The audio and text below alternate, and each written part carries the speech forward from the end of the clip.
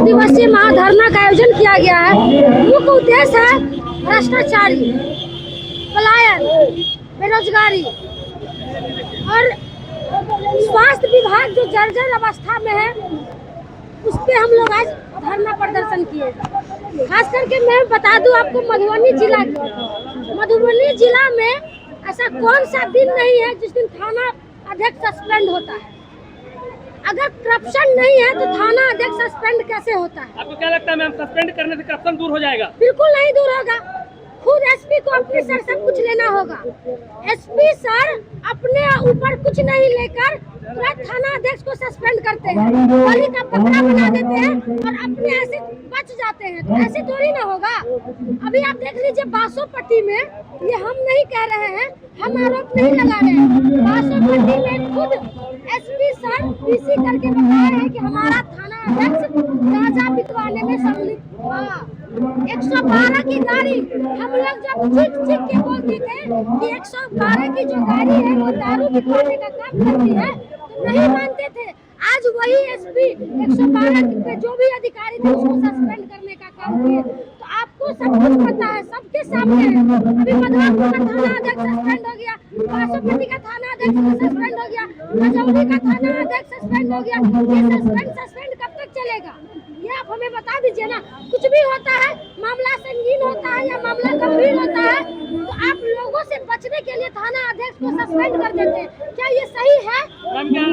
थाना अध्यक्ष के सस्पेंड करने के साथ क्या चौकीदारों का सस्पेंड नहीं होना चाहिए? क्या उनका तबादला नहीं होना चाहिए? बिल्कुल होना चाहिए, उन लोगों का भी होना चाहिए। जो लोग गलत है, जांच होना चाहिए और उनका होना चाहिए। अभी बेनीपट्टी की अगवारी, कल बेनीपट्टी की अगवारी में कितना बड़ा घटना हुआ है सबको पता है। एक बुजुर्ग आदमी प्रशासन के सामने खुद अपने ऊपर किरासन का तेल डाल के आत्मदाह करने का कोशिश किया। क्यों? प्रशासन अगर किसी का जमीन कब्जा किया हुआ जाता है छुड़वाने के लिए, तो आप पहले नोटिस दीजिएगा ना, 1 सप्ताह का टाइम दीजिएगा ना, या 1 महीना का टाइम दीजिएगा ना। ऐसे किसी के घर पे आप बुलडोजर लेके चले जाइएगा तो कहाँ जाएगा? मर नहीं जाएगा तो क्या होगा? अभी वो बाबा मर जाते हैं। आरोपी कौन होंगे? एसपी होंगे कि डीएसपी होंगे कि थाना अध्यक्ष होंगे? आप हमें बता दीजिए, या वहाँ के सीओ होंगे? तो गरीब तो ऐसे ही परेशान है। ब्लॉक में जाइए तो बिना घूस का कोई काम नहीं होता। लेकिन इसका कोई सबूत नहीं है। कलेक्टर साहब बोलते हैं जब वो जन चौपाल लगाते हैं तो मौखिक से कुछ नहीं होगा, सबूत दीजिए, जिसे सबूत मिलेगा उससे निष्कासित किया जाएगा। बिल्कुल, सबूत तो उनके आपके सामने में है। उनका थाना अध्यक्ष गांजा बिकवाता है, उनका चौकीदार दारू बिकवाता है, उनका एसआई कोडिंग बिकवाता है, लाइनिंग करता है। ये तो खुद एसपी सर खुद बोल रहे हैं ना, ये हम नहीं कह रहे। एसपी सर खुद बोल रहे हैं कि मेरा थाना अध्यक्ष गांजा बिकवाता है, मेरा थाना अध्यक्ष दारू का लाइनिंग करता है। तो गलत कौन है?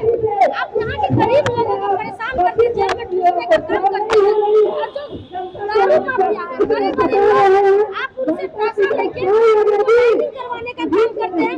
कौन करता है? यहाँ का प्रशासन करती है, और प्रशासन को जवाब देना पड़ेगा। आप हमें बता दीजिए, एसपी साहब जवाब क्यों नहीं देते हैं? एसपी साहब जवाब के बदले में सस्पेंड करते हैं। एसपी साहब सुन लीजिए, आपके सस्पेंड करने से कुछ होने वाला नहीं है। और फिर वो थाना अध्यक्ष आएगा और फिर वैसे ही करेगा। गरज रही है, आपके प्रखंड में एक 10 साल की हत्या हो गई, उसका कोई उजागर नहीं हुआ, आपको पर भी हो जाएगा, सब क्या करेंगे? मेरे ऊपर तो हो चुका है, मेरे ऊपर तो कई एफआईआर हो चुका है, झूठा मुकदमा है। बार-बार हमला क्यों होता है? ये पूछेंगे ना, यहाँ के प्रशासन से पूछिए ना कि प्रयागराज में बार-बार हमला क्यों होता है, प्रयागराज में बार-बार मुकदमा क्यों होता है। यहाँ पे जिला की हम बात कर रहे हैं, मधुबनी जिला में जितने फर्जी हॉस्पिटल है वो सब प्रशासन सबसे पैसा लेती है, पैसा उगाही करती है। आप इस तरह के आरोप लगा रही है, आपको डर नहीं आरोप लगता? हम नहीं लगा रहे हैं, हम सबूत दे रहे हैं आपको। हम सबूत आपको दे रहे हैं, क्या बात कर रहे हैं? बेनीपट्टी में अभी क्या हुआ है फिलहाल हम बता दे रहे हैं। बेनीपट्टी में राम उद्धार जी का हॉस्पिटल था, एक महिला का वहाँ ऑपरेशन हुआ, बच्चा हुआ, गलत तरीके से ऑपरेशन हुआ। जब हम उस महिला का आवाज बनने के लिए जाते हैं तो मेरे ऊपर झूठा मुकदमा लाद देता है।